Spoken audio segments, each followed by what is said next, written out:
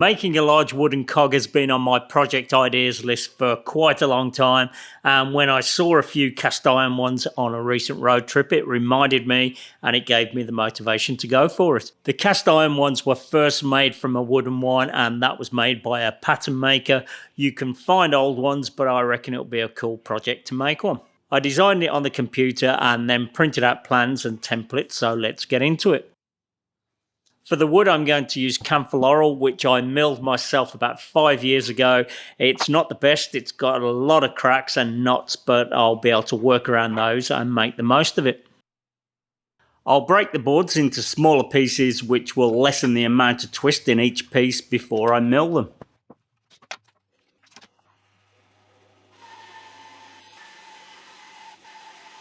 I said that a cast iron cog would be made first from a wooden cog, and I should mention that would have been done by making a mould from the wooden pattern using casting sand, and then the molten metal would have been poured into that. So even though I'm making this just for display, it was something that would have been done in the past.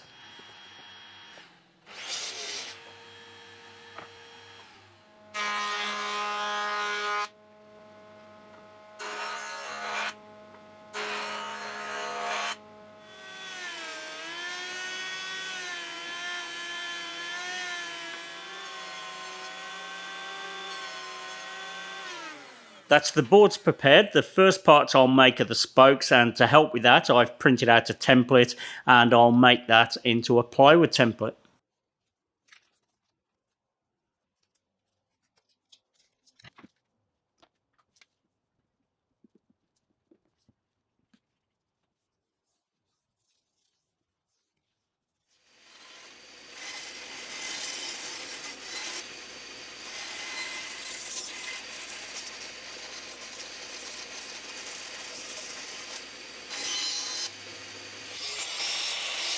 I'll just take a moment to tell you about today's sponsor, which is me. If you're looking for some woodworking projects to put your hand to and to start building some of my most popular projects, simply click the link in the description below. And for just the next 72 hours, I've bundled 5 of my top woodworking plans for over 50% off. Inside the bundle, you'll get access to my bedside table plans, mini workbench, folding desk, solid workbench, and my stylish plywood desk. So simply click the link in the description below before this 72-hour sale is up to access my top 5 plan bundle, and as always, thanks for the support.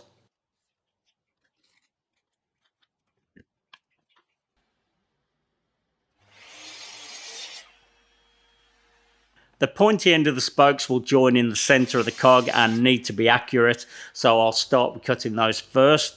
I was a little off, so I trimmed them on the table saw and I got them to fit much better.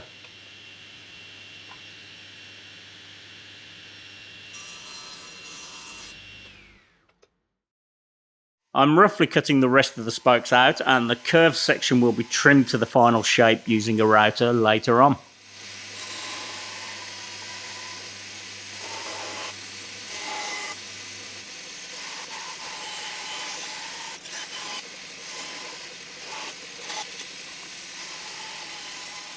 That's beginning to look like something. Now I need some pieces around the outside to make it into a wheel, and to help with that I've made another template.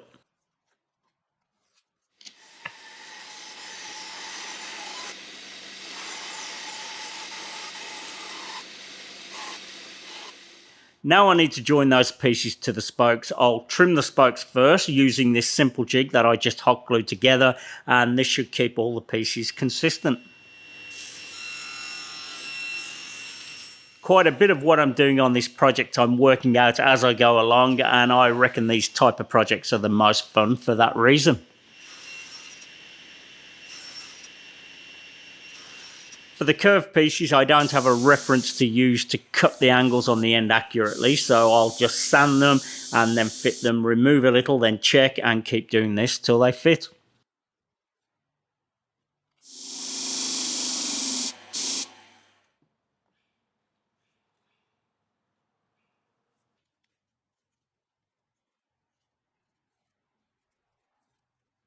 Here I'm marking out positions for biscuits, which will help keep the pieces aligned when I glue them together.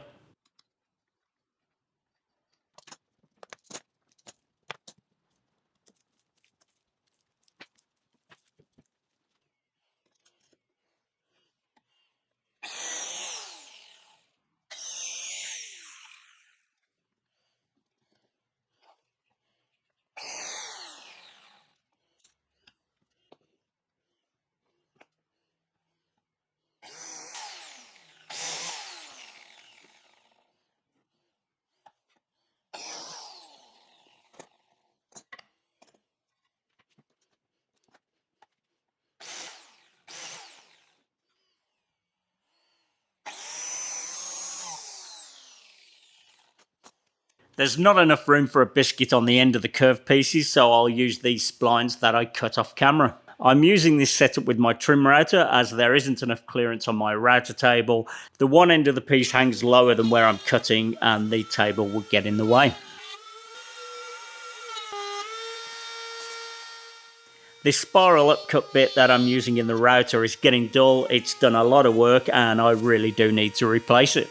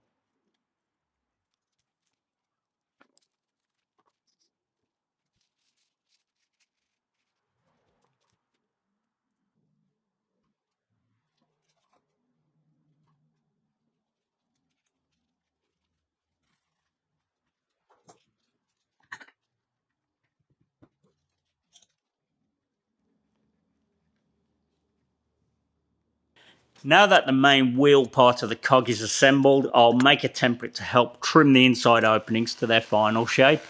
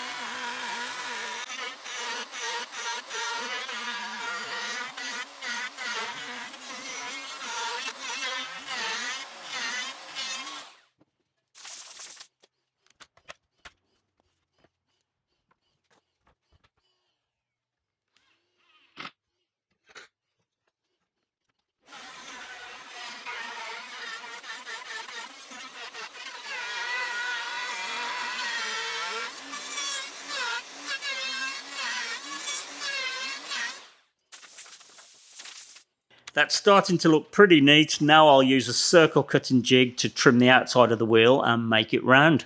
I'm not precious about this bench top and it's ideal sometimes to be able to screw something straight down to it. These plywood packers will raise the workpiece off the table, giving clearance for the router bit, and I'm using hot glue to hold it down.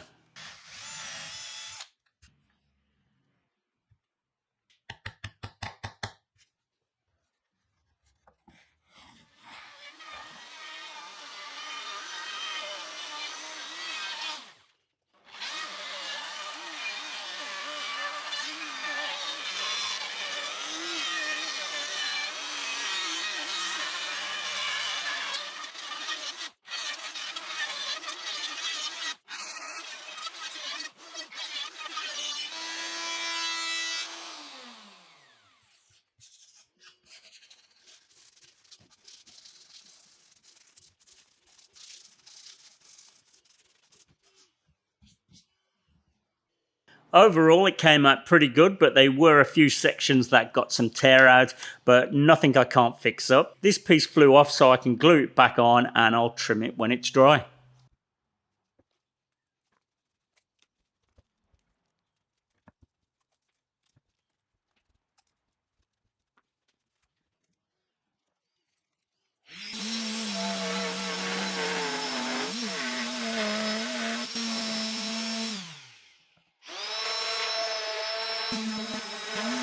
I reckon we could now call that a wheel, but because we're making a cog, there's a lot more to add yet. The next thing will be some splines, which would have given the cast iron cog some extra support, and it will also give this pattern more depth and add some interest.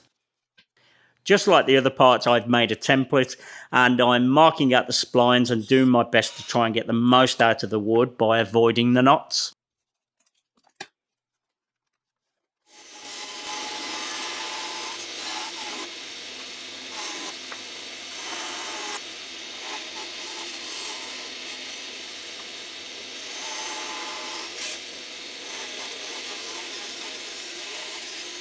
The ends where the screws are will be trimmed off later on, and they're only there to hold the template onto the spline while I route it.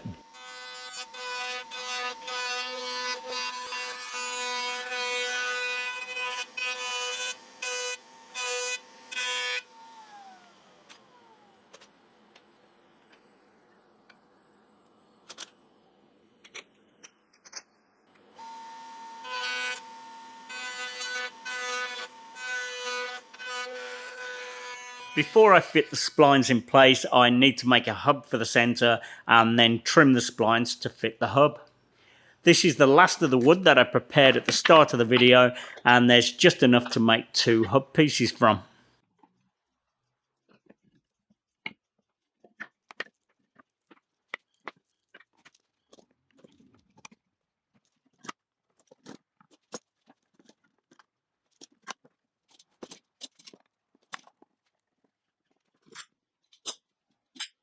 I cut one of the pieces down the middle, so now I can glue up 2 blanks for 2 hubs.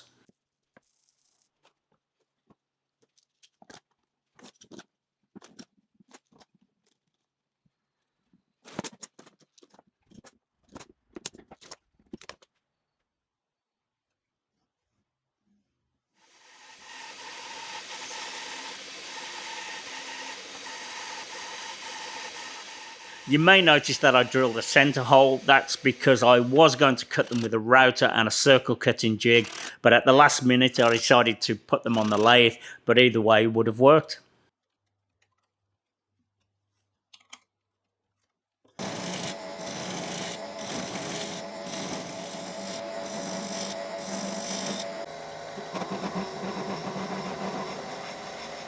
I can't drill them all the way through as I'll hit the mounting ring, so I'm going so far and I'll finish the hole later.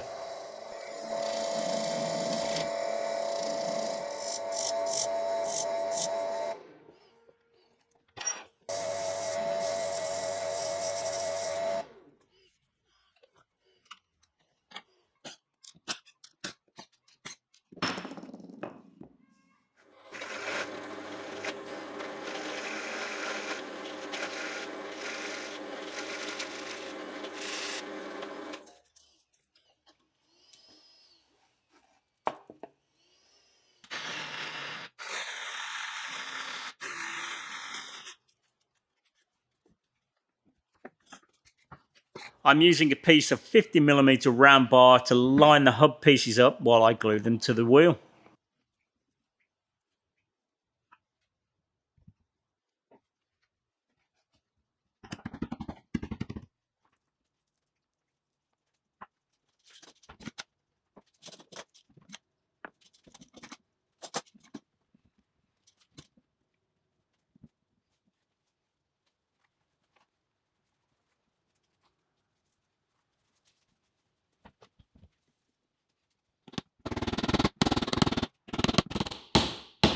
That was in there pretty good with all the glue squeeze out, and now that it is glued up, I can get back to fitting the splines to the hub.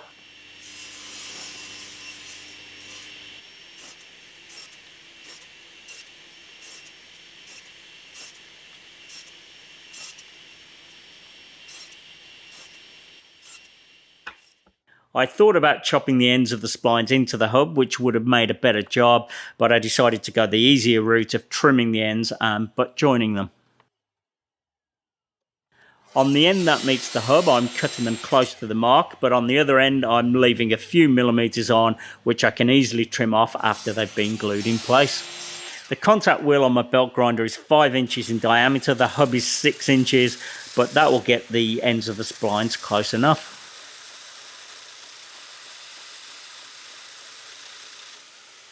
I'll take the centre line of the spokes onto the hub and I'll just eyeball the centre of the spline to that and clamp it in place. I did think about routing a shallow dado for the splines to fit into. It would have made a better fit, but it really isn't needed. And on a lot of these pattern makers cogs that I've viewed photos of, it looks like all the parts would just nail together.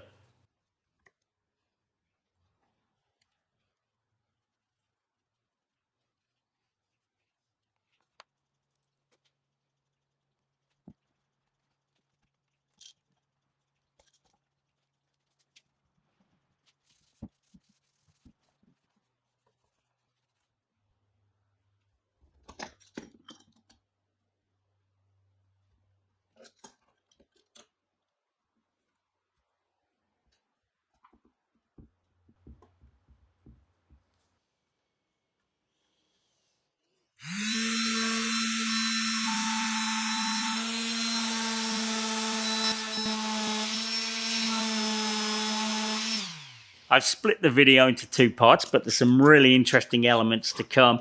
There's the segmented outer ring and adding the teeth. I'm thinking of making more of them and interconnecting them and maybe even power my propeller.